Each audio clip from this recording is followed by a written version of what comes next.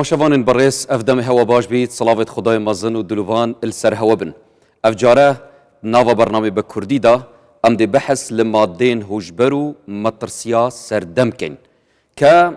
مادين هوجبر مترسيا كا سردم روبروي توايا جيهاني بويا ام جي وكو كردستان هريما كردستاني دور نينا و جداش نينا اتناوا جيهانا سردم دا كو روبروي اوه مترسي بوينا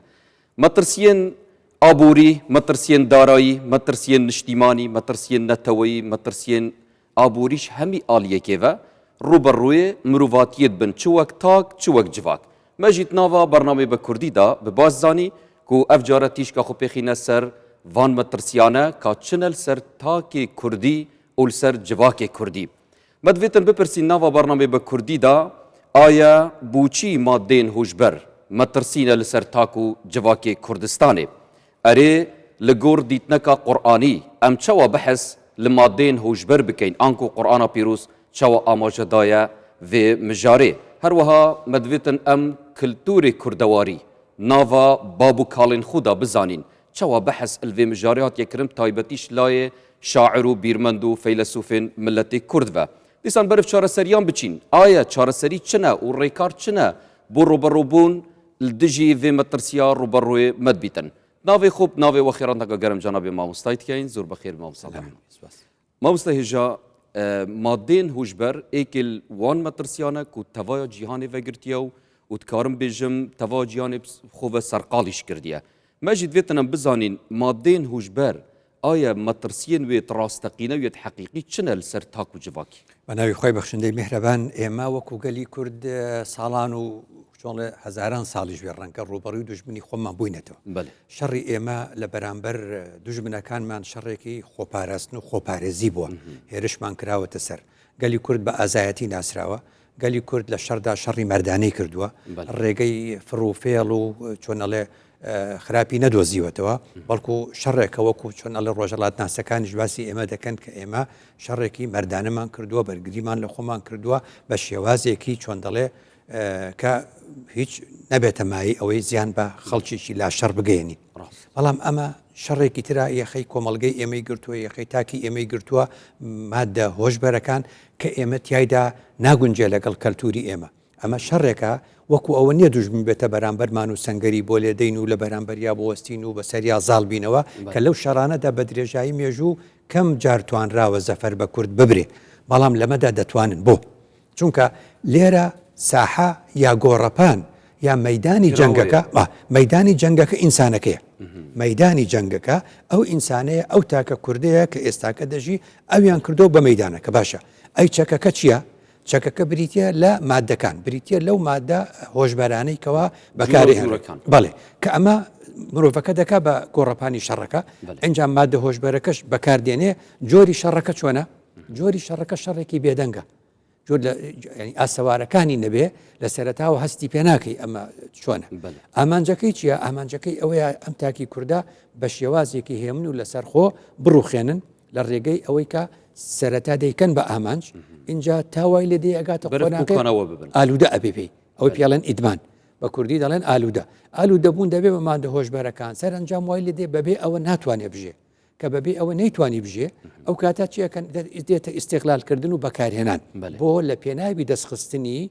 أو مادية فأنا بو هموش يوازيكي نا شرعي نا اجتماعي دبا بل أختنا كما مستوى بحثوي شندت كان بيجني هندي أم وكملتي كورت السر همي أستا بحثا مادين هوشبرت كين رنجا أفولاتين كمترسيكا فعلا حقيقي ربربوا هند بحثنا كان تنانت اخستياتناف بیاوه که قانونی داد نوا پارلمانی داد تا بحث کردن که پروژه که دیاری کرد کارن هفلاتی کار بینن اری بوچی ام هند هست مترسیه که زورت کل بله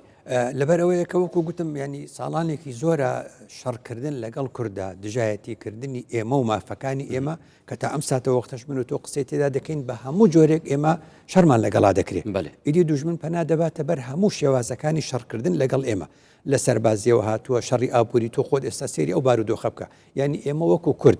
للايك ويك مو شمال دبر او الشرك ابوريا ليك كتر روبارا كان من لي دغريته وشك الدكا يشكي ديكا بروجي روناكي من لتيك داداتو دەمانخاتە تاریکی و تاریکستانیەوە بەڵێ. یعنی ئەوانەی کە شەرمان لەگەڵ دەکەن بە هەموو جۆرێک شەرمان لەگەڵ دەکەن بەڵێ. ئێمە بۆیە جیاوازین لە وڵاتێکی تری خاوەن سنوور و پارێزراو ئێمە سنوورمان دیار نییە ئێمە کراوین لە بەردەمی دوژمندا لەبەرەوە کاتێک کە دەبینن ناتوانن بە ڕێگەکانی تر شەرمان لەگەڵا بکەن ئەو شێوازە نائینسانیانەمان لەگەڵدا بەکاردێنن هەمان دەمدەمام سێبڕس قاعدەك جی هەیە کوت بژیتن كل ممنوع مرغوب ئەگەر تشتێک هەندە هاتە قەدەغەکردن دە هاتە سانسورکردن ڕەنگە ببیتە جێ سەرنجڕاکێشیا تایبەتی گەنجێمە سنێلەیەمە یعنی بەرەفی تشتی بچیت تو نابینی پێویستە ئەم سەردەریەکە حەکیمانەتر و عەقلانەتر گەلوێ چەندێ بکەین داکو بشین بچنێت ناف مێشک و بیرکردنەوە تاکێ کوردە ڕاستە کەواتە ئەو تاکە کە وەکوتت ئەو ئامانجا ینی ئەو کەسانی کەوا باند و تۆڕی مادە هۆشبەرەکان و بەکاری دێنن لە پێناوی چون دەڵێ لە ناوچوونی ئێمە لە ناوبردنی ئێمە لە هەمان کاتیشدا پارەی پێپەیدا دەکەن ئەو پارێش دەپەڕێتەوە ئەو دیوی سنوورەکان تۆڕەکانی چۆن دەڵێ ئێرهاب و تیرۆریستان پێ پارەدار دەکرێت ئەم تاکەی ئێمەش تووشی ئەم نەخۆشیە دەبێ کە تووشی ئەم نەخۆشیە بوو سەرەتا هەستەکە وازانێ ئازادە و هەستەکە بەم شێوازە جۆرێک لە ڕووی دەرونیەوە ئازادی بۆ دروستبووە لە ڕاستیشا ڕاکردنە لە بەرپرسیارەتی ئەو کەسی کە ئەم مادەیە بەکاردێنێ ئازاد نابێ لە لایەکی تریشەوە ماوە ناماوەیە کە بەردەوامە بێت تووشی حاڵەتێکە بێت کە نامۆ ئەبێ لە نێو کۆمەڵگا هەست بە نامۆبوونەکە کە هەستی بە نامۆبوون کرد ئەو کاتە گۆشەگیرە بێت دا ئەبڕێ لە ئەو دوای کۆمەڵگا کە دابڕە لە ئەو دوای کۆمەڵگا مەترسێکی لێت ئەو ئینتیماکە نامێنێ ئەو کاتە ئینتیمای بۆ ئەو کەسەیە کە ئەو مادەی بۆ دابینەکە لەبەرەوە دوژمنان زۆر بەوردی تەماشایان کردووە ئەمە چەکێکی نەبینراوە گۆڕەپانەکە و مەدانەکەی مرۆڤە بۆیە بەم جۆرە شەرمان لەگەڵ ئەوەست ئەخفتنی جەنابێتت گەهم دەردێ نەبوونە دەوڵەتێ بوو ملەتێک کورد مەترسیەت مە بەرامبەر هەر تشتێکی گەلک مەزنترن کەسانی ڕاستە دەست خوشمام سێبەرس ئەم هەموو جار بەحساوی چەندێتکەین کە ئەم ملەتێکین پرانیامە مسلمانە ئەگەر مسلمانجی نەبن ئایندارن دیترن ئەم بەحسا تێڕوانینەکە ئاینی بکەین تابەتی بەحسا قورئانە پیرۆز بکەین ئایا قورئانە پیرۆز هیچ ئاماژەیەکە بەحس ئلمادێن هۆشبەر کردبیتن بەڵێ ئەبینی لە قورئاندا زۆر جەخت کراوەتەوە لەسەر ئەوەی مسلمان خدا پەرست بێ وەختی خدا پەرستە بێ خدا دەپەرستێ خدا پەرستن سەرەتا دەست پێکا بێ ئەم ئینسانە پاک و خاوێن بێ و خۆی بشوە باش ئەم ئینسانە مە پاک و خاوێن بێ و خۆی بشوە دوجارە بێ 5 جار بەلای کەم نوێش بکات ئەمە 5 جار بێت دەستنوێژ بگرێ ئەمە هەمووی دە پێناوی چیە هۆشیار بوونەوە تاکێک بەردەوام ئاو بێ و لەگەڵ ئاوا بژێ بۆیە ئاوەدانی لە کووردە ئەم ئاوە بۆ خۆششتنە ئەم ئاوە بۆ خاوێنکردنەوە ئەم ئاوە بۆ دەستنوێژگرتن ئەم ئینسانە لە خەو ڕابێ و لە خەو هەڵدەسێ دەم و چاوی دەشوە مانای چی ئەبێ خەو لە چاوی لا زمانی سەردەمە بژنی ڕیفرێشبوونەکە بەردەوام ڕۆژانەیە کەواتە ئاین بە میکانیزمەکانی خۆی بە عیباداتەکانی کە لێمان داوا دەکات بە دەستنوێژ و بۆ بابەتانە پێمان دەڵێ دەبێت کراوە بن خەوتان لە چاو نەمابێ دەبێ هۆشیار بن بە بەردەوامی ئەوجا خدا ئەو کەسەی خۆش دەبێت کە پاک بێ ئەو کەسی کە مادەی هۆشبەر بەکاردێنێ بە هەموو جۆرەکانیەوە بێگومان کەسێکی خاوێن نابێ چونکە ڕووە کاتە شوێنێک تەنانەت کۆمەڵگەدا ئەبڕێ ئۆکەوێتە شوێنی زۆر پیس و ناخاوێنەوە بۆیە خوا فەرمێ ويحب المتطهرين ئێمانای کە خدا مرۆڤی پاچی خۆش بوێ دیارە کە خدا مرۆڤی پیسی خۆش ناوێ کەواتە ئێمە وەکو مرۆڤ بێ ئاگامان لێبێ وەختێک کە دەچینە ئەم بوارانە و مادە هۆشبەرەکان و جۆرەکانی و بەرەو خواردتر بەکارهێنین ئێمە ئەبینە ئەو کەسانی کە خدا خۆشی ناوین جارێکی تر پێغەمبەر درودی خوای لەسەر دەفەرمێ الطهور شطر الإيمان يعني ئەگەر ئیمان بکەی بە دوو بەشەوە بەشێکی بریتە لە پاک و خاوێنی بەشێکی بریتە لە دەستنوێژ بەشێکی بریتە لە خۆشتن بەشێکی بریتە بەردەوام تۆ جەستەی خۆت بە خاوێن ڕابگری کەواتە ئەمە جارێکی تر ئاین هانمانەدا بۆ ئەم بابەتە بڕواکەی ینی قورآن دەفەرمێ خۆی گەورە لە قورآنە دەفەرمێ ولا تقربوا الصلاة وأنتم سكارى يعني ئەو کاتەی سەرخۆشن نزیکی نوێژ مەکەونەوە بۆ حتى تعلموا ما تقولون تا بزانن ئێوە چ دەڵێن مانای وایە کەسی سەرخۆش کەسی بێهۆش ئەگەر خوداش بپەرستێ خدا دەفەرمێ حتى تعلموا ما تقولون مانای ئاگای لێ نەچ دەڵێ ڕەنگە قسەی خراپیش بکە ئەچووکە بەبێ ئاگایی ئەمانە لە دەستنوێژەوە لە خۆشتنەوە لە خۆشویستنی خدا مرۆڤی پاکی خۆش دەبێ لە نوێژکردن ئەبێ ئاگامان لێبێ هەمووی بابەتێکی ئاینی بەڵێ مامۆستا ئەف مرۆڤێک کە مادەی هۆشبەر کارتێنیتن کە دیر بیتن هەمی گۆهدارێکی و هەمی بینەرێکی ڕەنگە زۆربەی هەر زۆری ئەو کەس بن ئەو کەسێت کە بزر بووین ناوە ژیانێدا یعنی دەرئەنجامی بزربوونەوانژی دەرئەنجامی وێ چەندێک و بێکارن سەرگەردانن خو نەدیتیەوە يعني في قبل فيت ام خطابه جلفان جور انسانا بكين نك انسانه كي بكين ك وكو بجني السرخويه وعياويه درسته وايمانوي ودينداريه درسته باشا ئێمە دەڵێن زۆر جارم قسێ دەکرێت دەگوترێ فلانە کەس بۆیە پەنای بردە بەردزی چونکە بێکار بوو بەس بۆ هەموو بێکارەکان دزی ناکەن بینی کەسێک ئەڵێن بۆیە پەنای بردە بەر مادەی هۆشبەر چونکە کێشە و ئاریشە و گرفتی هەیە خۆ ئەو دوای کۆمەڵگەش ئاریشە و گرفتی هەیە بۆ ئەواناکە کەواتە لێرەوەیە دەردەکەوێ ئەم جۆرە کەسانە ئەبێ چۆن دەڵێ ئەو جیهازەی کە هەیەە بۆ بەرگریکردن لاوازە چونکە تۆ دوو کەس دەبینی هەردووکی هەژارە هەردووکی بێکارە یەکێکیان ڕووە کاتە مادەی هۆشبەر و ئەڕوا بۆ نایکێکی تریشان بەردەوامە بێ و هەوڵە داوتێ کۆشیەکەواتە جارێکی تر بۆیە خوددا لە ئینسانەکانە پرسی اینجا مەسلەی هۆشیاری لە ڕووی ئاینەوە زۆر جوان باس کراوە یعنی فەرقی ڕۆشنبیری و هۆشیاری چییە ڕۆشنبیری دەکرێت بڵێ هەموو کەسێک بزانێت مادەی هۆشبەر خراپە بەڵام دوای ڕەنگە بەکاری بێنێ بەس هۆشیاری بە زمانی قورئانی لە ڕووی زمانەوانی پێی دەوترێ وعی وعی یعنی هۆشیاری وعی لە قورئانە 4 جار باس کراوە بە شێوازی چی بە شێوازی وعاء یعنی تۆ بینی باسی یوسف دەکات ثم استخرجها من وعاء أخيه کەواتە وعی پێویستی بە وعاء ئێستا لە ڕوانگەی قورئانەوە ئەم پەرداخە پێڵین وعاء بۆچی چونکە ئەو ئاوەی لە نێویدا ناتوانرا کۆ بکرێتەوە ئەم توانی کۆی کاتەوە کەواتە ڕۆشنبیری شتێکە ئەکرێ وەریگری و بەیانی لەبیرت چیە بەس وعی ئەو کۆگایەیە ئەو مەخزەنەیە لە مشکی ئێمەدا کە بە بەردەوامی پاکە و ماوەتەوە و هەموو بابەتە جوانەکان کە کۆمان کردوتەوە هەڵمان گرتووە لە لای خۆمان کەواتە بۆیە خۆی گەور لە قورئانە فەرمێ وجەمع فأوعى جمعی کرد بەڵام دوای خستێ وعاءێکەوە کەواتە جارێکی تر خودای گەورە دەفەرمێ والله أعلم بما يوعون خدا دەزانێ ئاگدارە و عالیمە بەوەی کە کۆی دەکەنەوە ئەوجا دەفەرمێ ئەم قسە و باسانە کە دەکرێت چێ جۆی لێ دەگرێت وتعیەها چێ هۆشارە پێی ئوذن واعیە ئەو جۆیانەی کە هۆشیارن کەواتە لە کوردیا قسەیەکێ دەڵێ هەر شتێک لەو جۆیە چوو لەوی دی دەرچوو ئەو وعی نییە هەر شتێک لەو جۆیە چوو دەرنەچوو ما وعیە کەواتە لێرە بۆمان دەرەکەوێ ئەوانەی کە مادەی هۆشبەر بازرگانی پێوە دەکەن تاوانبارێکی یەکجار گەورن حەق سزایەن لە سێدارەدان بێ چونکە دەبنە مایەی تێکدانی مێمۆری مایەی تێکدانی وعی و وعائی ئەم ئینسانە بەڵێ گەڵک باشە مامۆستا مدوێتن ئەم بچینەت ناڤا کلتوری کوردەواریدا ڕەنگە زانا و فەیلسوف و عارفێتمە گەلک ئاخفتن سەبارەت بێ چەند دێهات بیتەکردن و تاکێ کورد کەساتیە خوب بپارێزیت وعیە خوب بپارێزیت یان ڕوشنبیریە خوب بپارێزیتن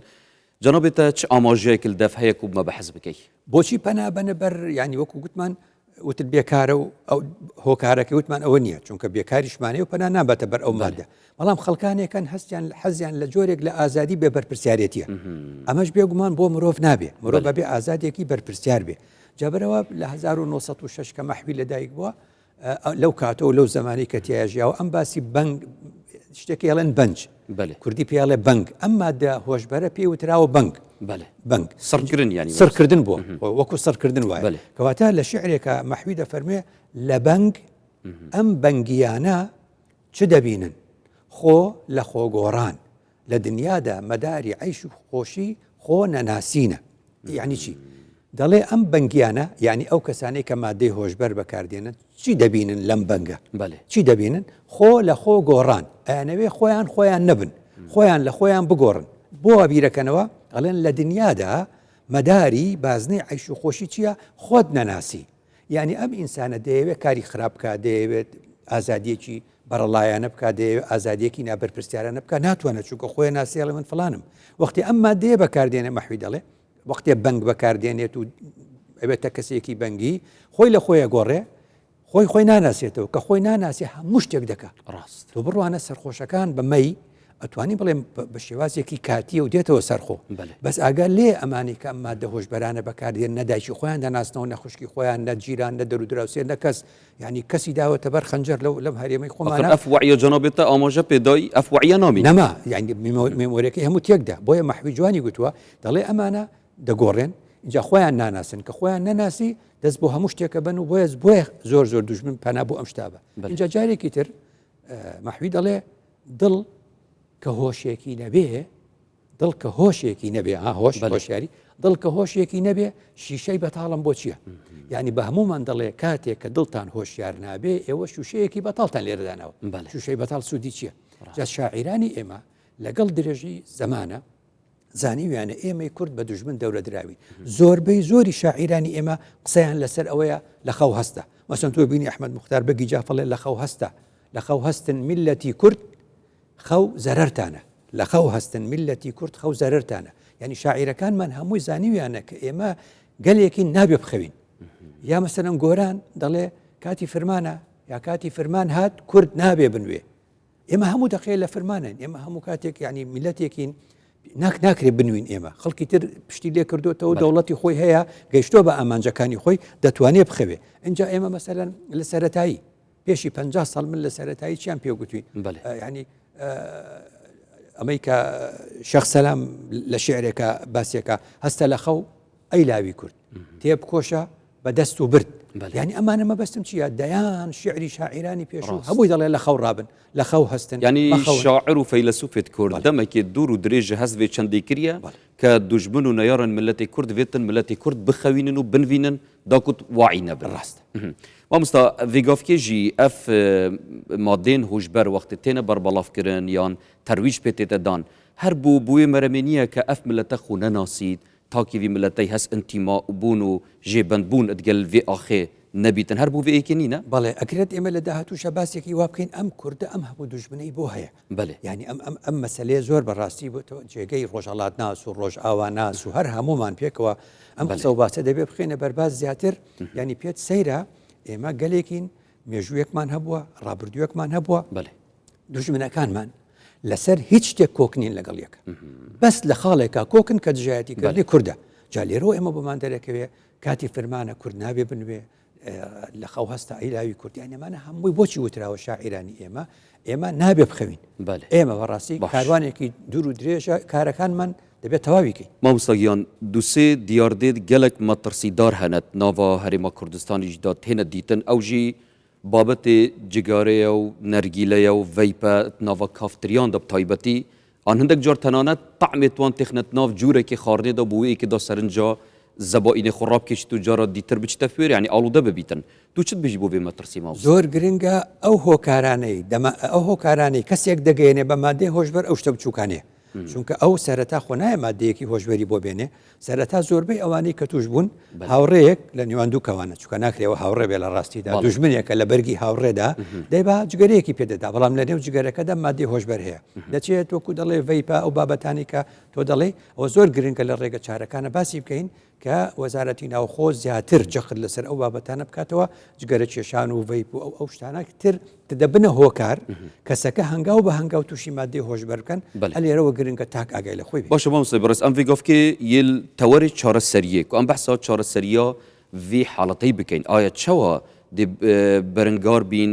derbarê vê çendêk û rêk lê bê negirtin belam teman demda mamosta vêgavkê wextê em temaşê herêma Kurdistanê dikein veype û hindek madên dîtir qedeğene yanî rûyê qanûnî veş belam şêwazên nihênî gelek aşkerayî têne firûtin û hemû xelkî zanîtin bû nimûne veyp qedeğeya bête firûtin li dikana beelnî belam teman demda حالەتێت نهێنی gelek zorin têne firûtin nava kaftiriya و ئەو جێکە نەرگیلە تێدا تێنە فرûtin زۆر گرنگە ڕێگە چارەکان لەسەر چاوە چارەسەر بکەی ینی ئاوێک بە درێژایی ڕووبارێکمان هەبێ بە چەندەها کیلۆمەتر تێپەڕبوو بێ ئێمە لەو سەر و چارەسەریکەی نابێ بێ لەسەر چاوەکەەوە ڕێگەی لێ بگرین ئەم قسەی کەوتت ڕاستە بەڵام زۆریش گرنگە هەموو کەس دەڵێ ئێمە لە کوردستانە یاسای باشمان هەیە و تعلیماتی باشمان و یاسایەکمان هەیە لە پەرلەمان دەرچووە یاسای بەڕەنگاربوونەوەی مادە هۆشبەرەکان و کارتێکەرە عەقلەکان ئەوە چییە یاسای ژمارەیەکی ساڵی 2020 ینی ئەوەندە بەهێزە ئەوەندە بەتوانایە دەیان مادەی تێدایە چونکە سوودمان لە هەموو وڵاتانی دیکە وەرگرتووە گرنگە ئەو یاسایە وەکو خۆی بێتە جێبەجێکردن کە گشتگیر و فرەلایەن و هەملایەن کەواتە جەنابەتە بەحسا چارەسەریە کرد و ئەم چارەسەریە سەرچاوی سەرەکی دەستکاریە بکەین و بژنێ خەمێ لێ بخۆین مامۆستا چارەسەریە سەرەکی یا گونجاو بوو ڤی بارودۆخەی چ تشتە تاک یعنی ئەو مرۆڤەی کە دێتە ناهۆشیارکردن ئەو مرۆڤەی کە دژایەتێکی گرنگە ئینسان ئاگادار بێ خی گەورە لە قورئانە دەفەرمێ وەلی تەستەبینە سەبیل المجرمین ئێمە نابێت تاوانبار بین بەڵام خوددا دەڵێ هەموو مرۆڤێکی چاک پێویست بەوە دەکات ڕێگا و ڕێبازی تاوانباران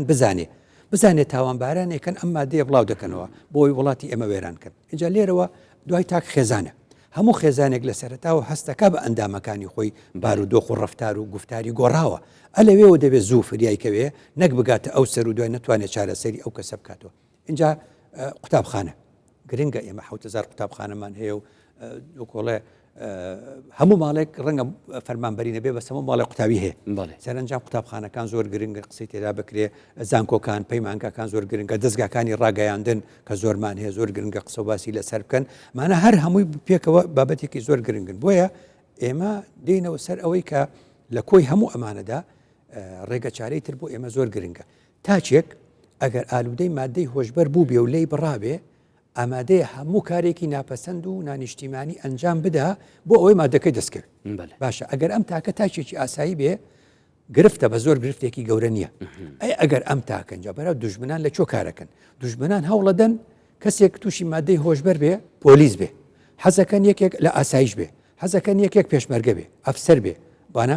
حەزەکەن لەکێک بەڕێوەبەری گشتی بێ حەزەکەن یەکێک چوزام لە پلەی باڵایە بێ تووشی ئەمە بکەن بۆچی چونکە هەموو نهێنەکانی دەوڵەتی لەبەردەستە هەموو پلانەکانی دەوڵەتی لەبەردەستە لێرەوە زۆر گرنگە وڵاتیان چ دەکەن هەر کەسێک دەیەوێ پۆستێکی باڵا وەرگێ هەر کەسێک دەیەوێ پۆستێکی خواردتر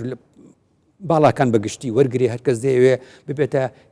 هێزەکانی ئاسایش بێوێتە پۆلیس هەر کەسێک لەمانە گرنگە ئێمە چیمان هەبێ بۆ ئەم پۆستانە ئەبێ ئێمە فەحسمان هەبێ ئەبێ ئێمە تێستمان هەبێ ئەبێ ئەم جۆرە کەسانە فەحز بکرێن بۆ چونکە ئەم جۆرە کەسانە کە دێنە ئەوە جار ئەگەر پێی نەزانین یعنی ئەم کاریم بێژین ئەگەر کەسێک بە تەمابن پوستێک پێ بهێتە دان پێویستە ئەف تاقیکردنەش ئێمە زۆر ئێمە کاتی کۆڕۆناکە لە کاتی کۆڕۆناکە کە کۆبوونەوەی زۆر تایبەتمان هەبوو کە کۆبووینەوە پێشەوەی بچینە کۆبوونەکە هەمومان تێستمان بۆ کرا لێرۆ بۆچی بزانین ئایا تووشی کۆڕۆنا بووینە نەکا توش بین ئەگە مادەی هۆشبەر بێ کەواتە مەسئلەی ئەوەی کە پێی دەوترێ یان یەکێک لە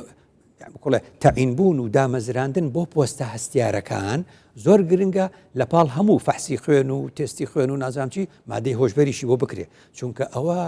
وڵات وێرانێ بێت لەو حاڵەتی کە ئەو جۆرە کەسانە ئەگەر بکەونە بەردەست ئەخفتنەکە مامۆستا بێژن بەربەڵافبوونە مادەین هۆشبەر vê govêt nava Herêma Kurdistanê da berbelavbûneka bêdeng e tu çend gel vê axiftinê ڕاستە لە سەرەتاوە گوتمان چەکە خۆی چەکێکی بێدەنگە هەستی پێ ناکەی جا لەبەرەوە خاڵێکی تر ئێمە وەکو چۆن دەڵێ ئەڵەنگاری نەتەوایەتی یعنی هەر کاتێک ئێمە وەکو دەڵێ هەستی نەتەوەیمان بەهێز بێ هەستەکەین وەکوڵێ کاتی فرمانە کورد نابێ بنوێ ناکرێ ئێمە بەڕاستی ئێمە پشتیانمان نەکردوەوە ئێمە ناکرێ هێشتا وەکو بڵێ بچین پاڵی لێ بدەینەوە بڵێن گەشتوینە بە ئامانجەکانمان ئەگەر خەڵکی تر کە نابێ ئەگەر خەڵکی تر پەنا بۆ ئەم بابەتانە دەبا خەڵکی ئێمە نابێ پەنا بۆ ئەمە بەرێ لە ڕووی ئاینی